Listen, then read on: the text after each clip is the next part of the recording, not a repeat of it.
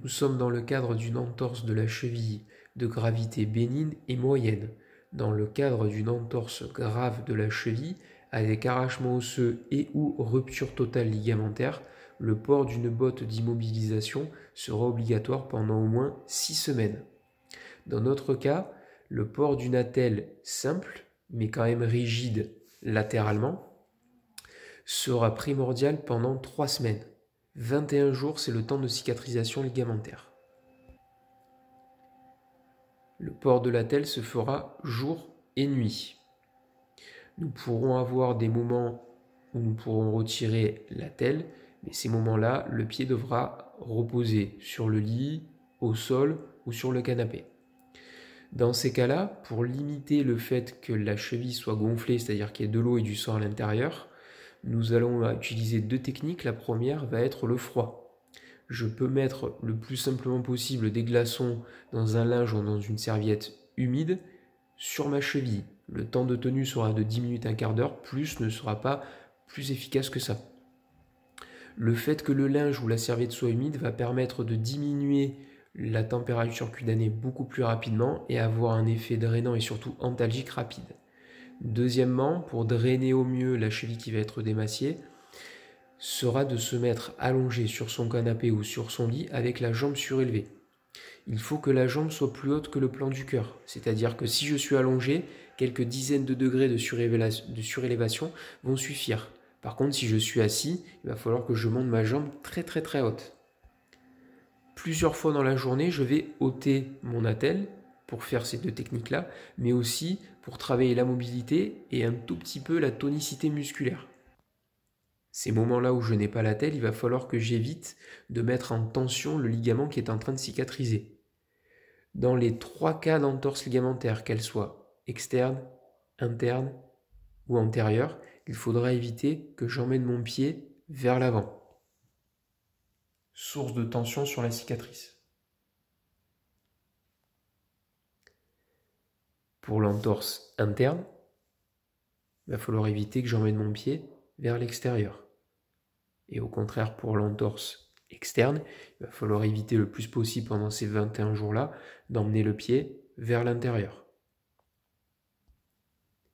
L'exercice principal de mobilité va être celui où je ramène la pointe de pied vers moi. Une fois que je relâche ce mouvement, j'essaie de ne pas aller trop en avant pour éviter de tirer sur les ligaments qui sont en train de cicatriser. Je ramène la pointe de pied vers moi et je reviens perpendiculaire au sol.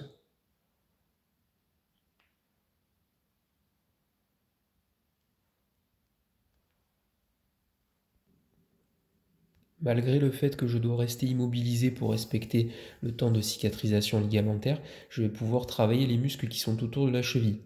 Je vais éviter de travailler vers l'avant le mollet. Par contre, je peux travailler vers l'extérieur. Je me colle contre le mur ou contre une surface qui va être solide et avec mon pied, j'imprime une poussée vers l'extérieur.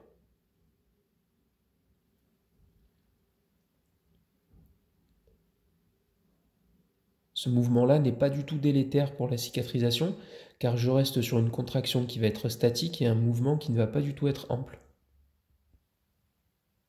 Je fais pareil avec le côté interne de mon pied. L'intérieur de mon pied est contre le mur et j'imprime une petite poussée vers le mur.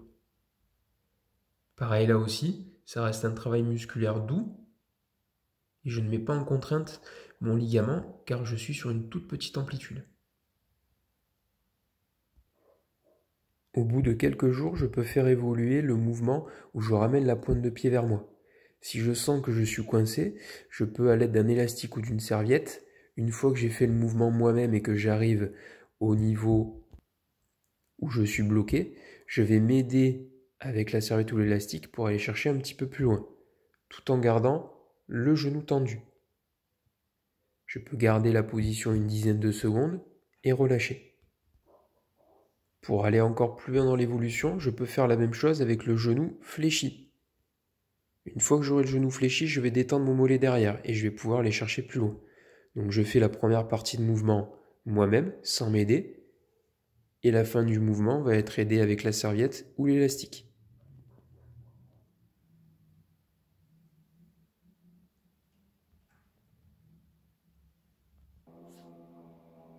bout d'une dizaine de jours, la cheville va être moins gonflée et moins douloureuse. Je vais pouvoir commencer les exercices debout. Dans un premier temps, mon côté malade va être aidé par mon côté sain. Donc les exercices debout, je peux dans un premier temps avoir un support, une table, une chaise à côté pour pouvoir me tenir. Donc je vais pouvoir travailler les pointes de pied. 20 à 30 mouvements dans la journée, plusieurs fois dans la journée. Je vais pouvoir travailler aussi sur les talons. Ce sont toujours les deux côtés qui vont travailler en même temps.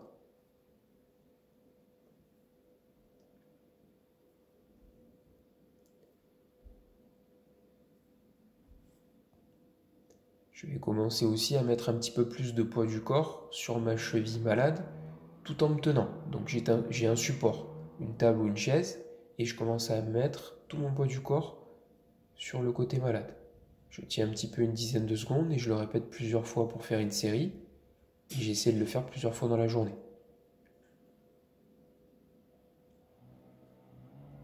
Mon genou reste tendu.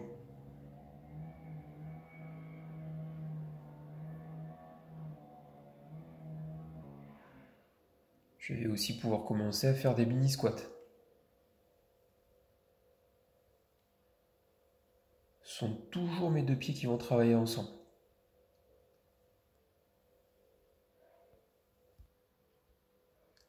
Après 3 semaines d'immobilisation, et uniquement si les douleurs se sont bien estompées et que la cheville n'est plus trop édémaciée, l'œdème pourra un petit peu persister par contre, hein, c'est en fonction des patients. Il y a des personnes qui arrivent très rapidement à ne plus avoir d'œdème et d'autres où ça va durer un petit peu plus longtemps. Donc là, nous sommes après 21 jours de cicatrisation, nous allons pouvoir reprendre du travail d'équilibre un petit peu plus poussé. Je peux faire tout simplement, sans matériel, des fentes pour renforcer les jambes d'une manière globale. D'un côté, avec le pied malade derrière, et de l'autre, avec le pied malade devant.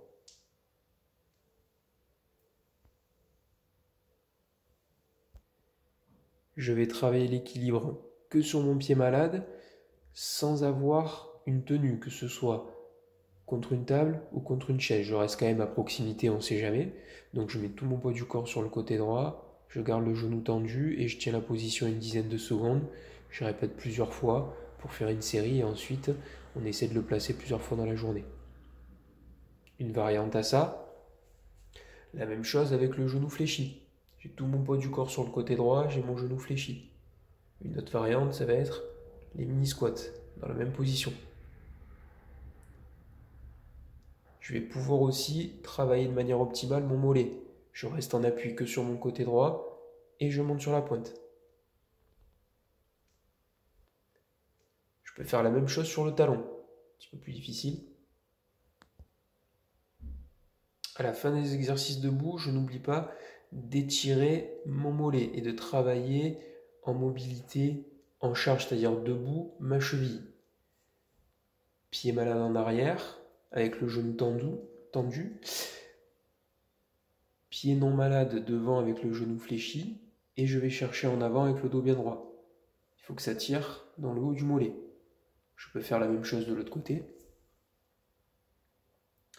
Le temps de tenue d'un étirement est de 12 secondes. Et j'essaie de le répéter 2 fois de chaque côté. Autre variante, je vais réduire l'écart entre mes deux pieds et cette fois-ci, je vais avoir les deux genoux qui vont être fléchis. Comme le premier étirement, je ne décolle pas mon talon arrière. Il reste toujours bien collé au sol. Et là, cette fois-ci, ça devrait tirer au niveau du tendon d'Achille. Pareil, je tiens 12 secondes, j'essaie de le faire 2 fois d'un côté et 2 fois de l'autre. Ça va ressembler un petit peu au travail d'étirement qu'on faisait quand on était assis et avec la serviette ou l'élastique. Une fois que je réalise tous ces exercices sans douleur et sans que la cheville ne gonfle trop, je vais pouvoir aller dans l'évolution en commençant en mettant un petit peu plus de poids et en même temps un petit peu plus de tension sur la cheville, ou je peux faire comme si je courais, toujours avec les deux côtés.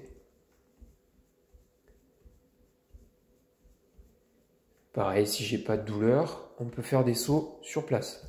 Quand je fais le saut, j'essaye au maximum de fléchir mon genou pour éviter qu'il y ait trop de contraintes, donc pour amortir la chute.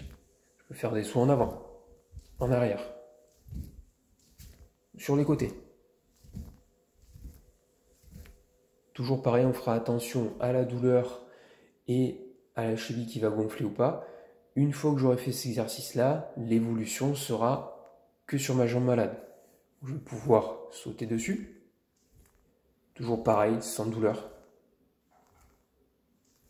Aller vers l'avant, vers l'arrière, sur les côtés. N'hésitez pas à la fin de chaque série d'exercices de garder la jambe surélevée et de mettre de la glace. Le seul temps qui sera respecté, ça sera le temps de 10 minutes, un quart d'heure pour la glace. Plus ne servirait pas à grand chose.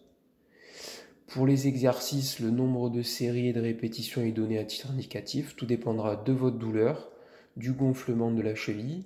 Et faites surtout très attention de ne pas brûler les étapes. Dès qu'il y a une douleur qui va être un peu trop forte, qui ne reste pas dans le cadre du tiraillement des tissus qui ont été un petit peu immobilisés, il ne faudra pas aller plus loin. Il faudra toujours respecter les étapes en fonction de vos douleurs.